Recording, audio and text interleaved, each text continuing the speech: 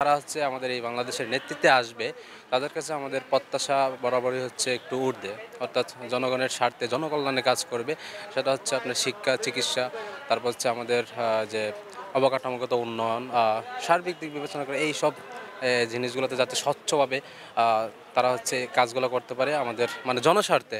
সেখানে যাতে কোনো রাজনৈতিক ভেদাভেদ না থাকে, অথবা হচ্ছে দুর্নীতির যে আমরা এতদিন পর্যন্ত দেখে আসছি, সেই দুর্নীতির যাতে বাধাগ্রস্ত না হয়, একদম স্বচ্ছভাবে যাতে আমাদের জনকল্যাণের জনস্বার্থে কাজ করতে পারে, এটাই হচ্ছে আমাদের প্রত্যাশা। আমাদের শিক্ষার্থীদের প্রত্যাশাটা হচ্ছে আসলে একটু বেশি বলতে গেলে। কারণ এখন পর্যন্ত আমাদের যে শিক্ষা সংস্কার কমিশন, এটা কিন্তু আমরা এখন পর্যন্ত পাই নাই। ঠিক আছে?